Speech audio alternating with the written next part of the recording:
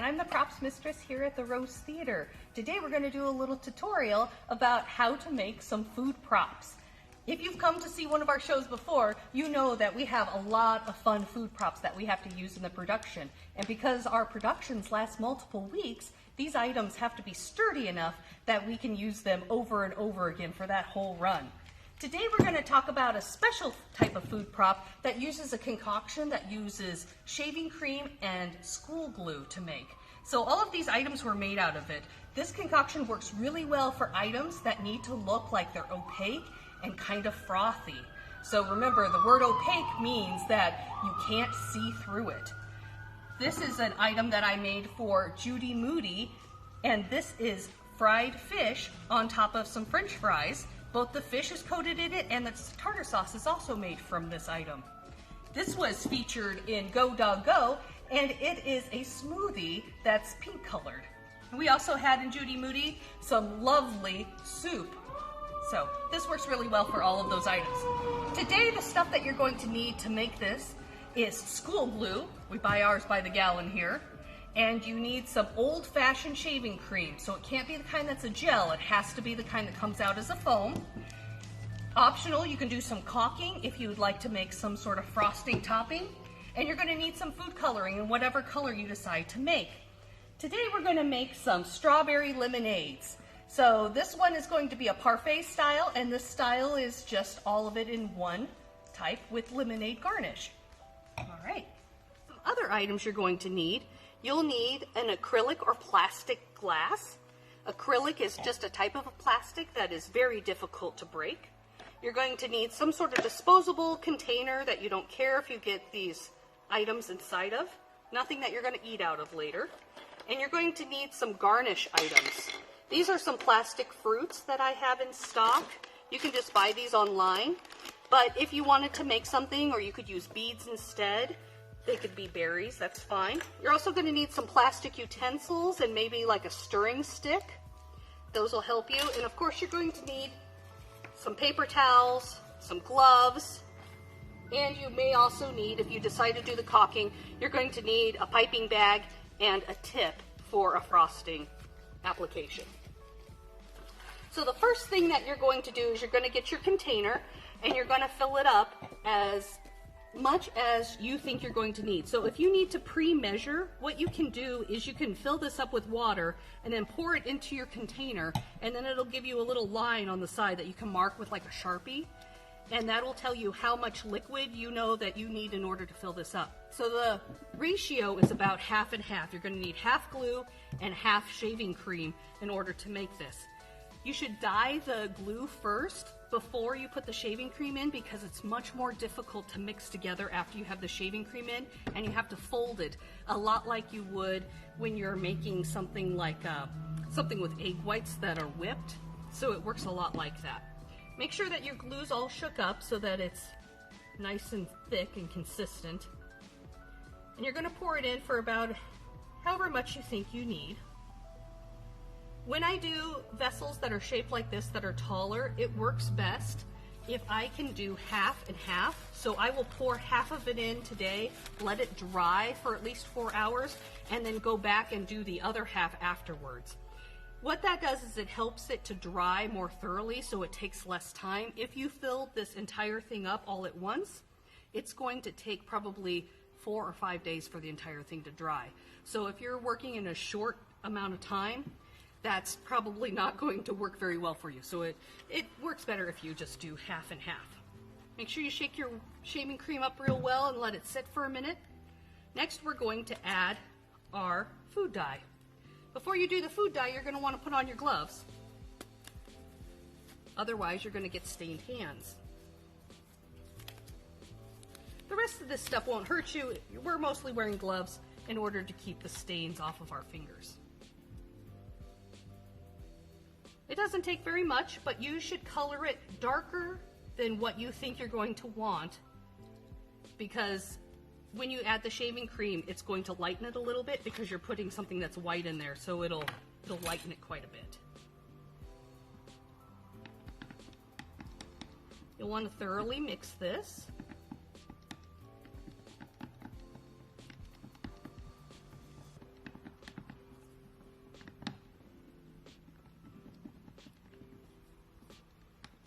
So I think that's looking like a really good color.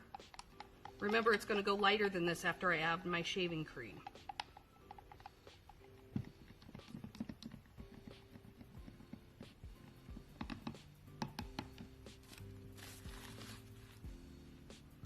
I like to use the little stick to mix in the food coloring. I think that works best for that part of the process.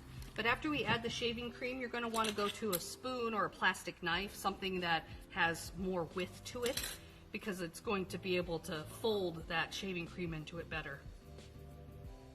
Next, you're going to squirt your shaving cream inside. There you go. Got to tip a little to the side there. Till you got about half and half. And then you're going to fold those two items together.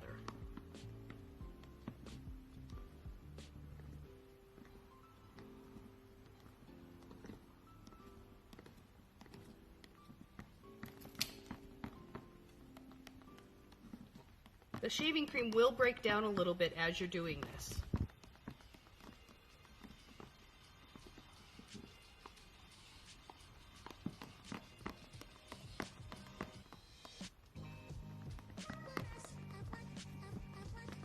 And it smells really good.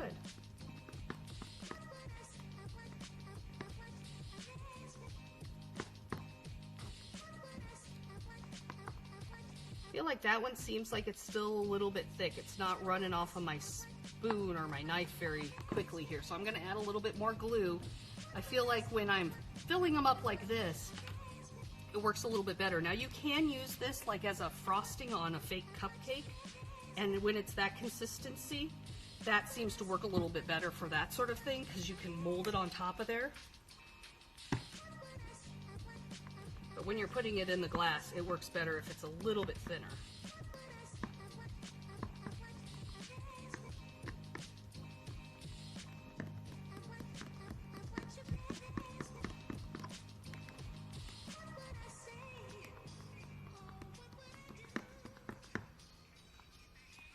All right. Kind of see how that looks and see how it like runs off. That's what you're looking for in consistency. So now I'm going to take my spoon, and if you're not filling it all the way up, it's really important to try not to get it around the edges of the glass in areas where it's not going to be filled. So you may have to go back with a paper towel and clean it up a little bit. Just pour it into your cup. Remember, you're going to do about halfway up.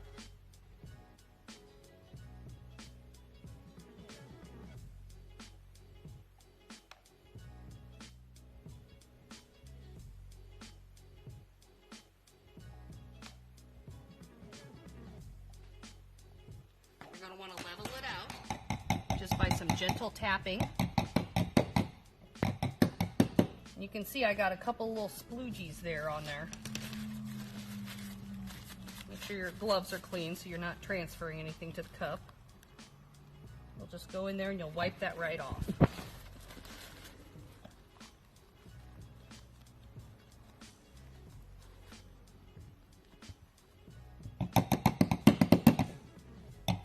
So that's step one.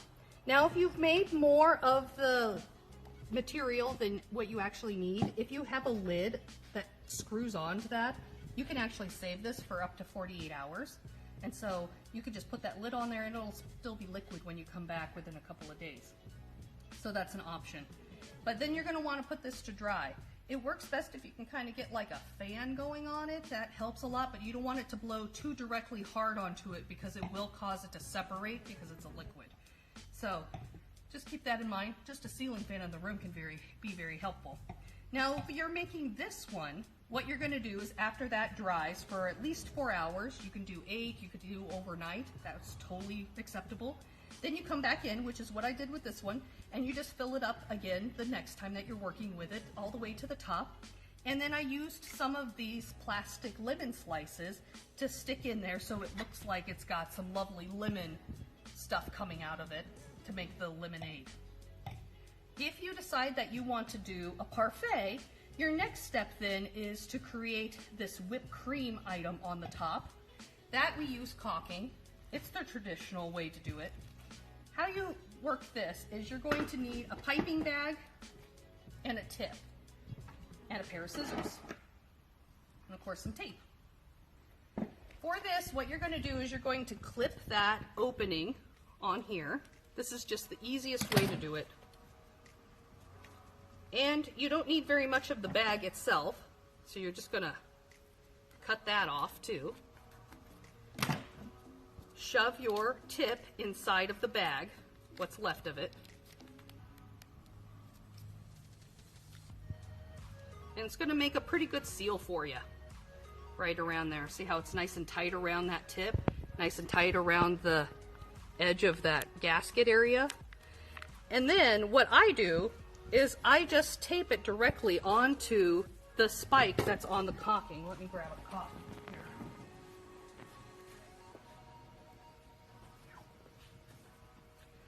So if you're working with a brand new caulk, you know that you're going to need to cut this off. Then what you're going to do is you're going to put this on top, and using a piece of tape, fold this around there, so that way you can get a little bit of excess baggage of that little bag around it, and tape it down with some sort of strong tape. I like to use gaffer's tape, but you could also use other tapes that you have at home, like maybe duct tape or something like that. What this does is it creates a little bit to be able to press through there, so that way you're getting that shape. Then when you're going into the cup, I'm going to do it outside the cup so you can see it a little bit better. What I did was just the star technique. So you just pull on your caulking gun trigger, and then you lift up.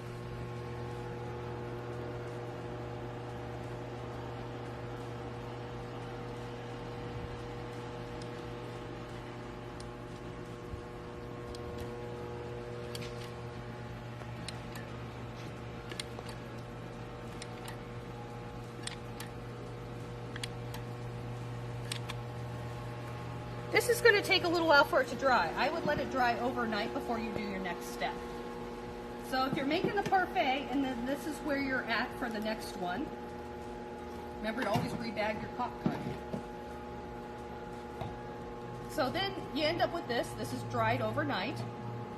And then I'm going to add some more on the top so it looks extra delicious. You don't want to overflow it too much. This stuff does bubble up a little bit, so you fill it a little less than what you actually want in the end, because otherwise you'll get drippies over the side.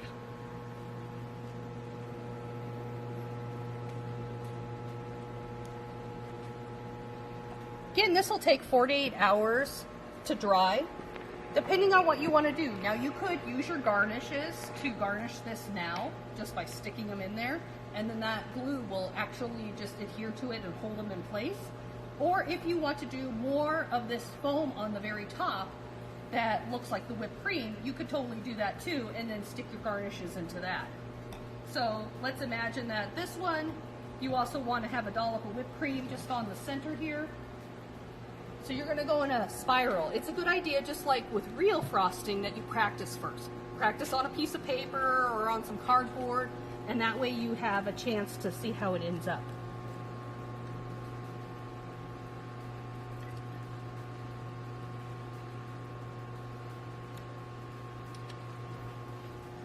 So then you have a little dollop of that, and maybe you want to add your strawberry to it now.